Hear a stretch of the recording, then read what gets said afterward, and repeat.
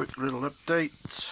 So this is the rear cylinder head, and I'm just doing the final check on the side clearance of the closing and the opening rocker shafts. So I've got the cam in here, basically sitting between the bearings. Again, this is just a trial fit. So the main thing we're looking for is,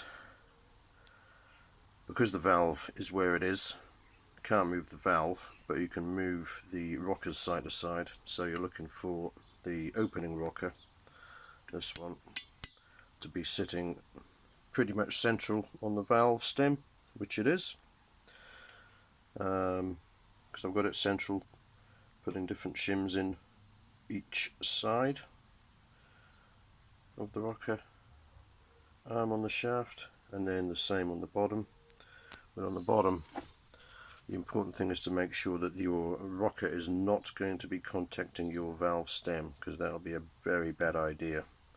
And on this side, if I put a feeler gauge in between there, we've got 19 thou, which is nearly 1/2 millimeter in new money, and a little bit more on this side. But with the range of shims I've got, that's about as accurate as I can get it, which is fine.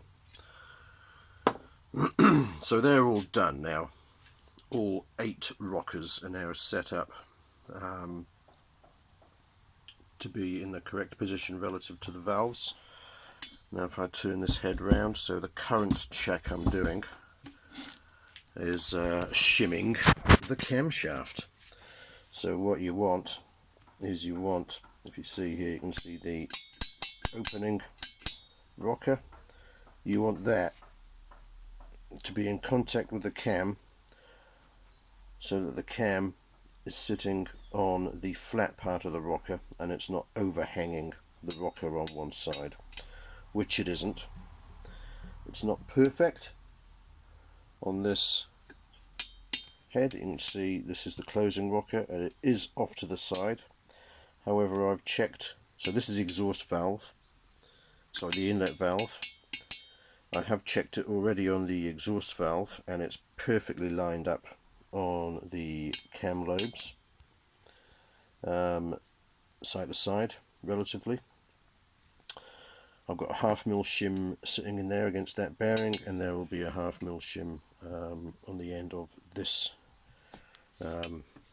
cam here before the cap goes on, and that's what the factory calls for, 1/2 mil shim in each side, and it seems to work out about right. On the other head,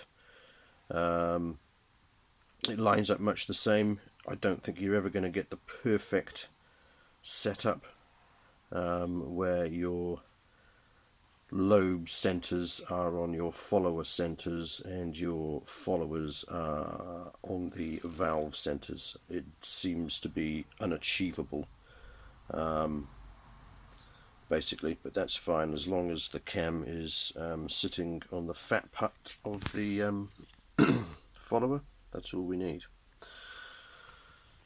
So now I've kind of come to a halt a little bit on these heads until I get the my test shims from riders, and there's some news there. I got a text yesterday, Saturday, at 5 o'clock that my parts had come in.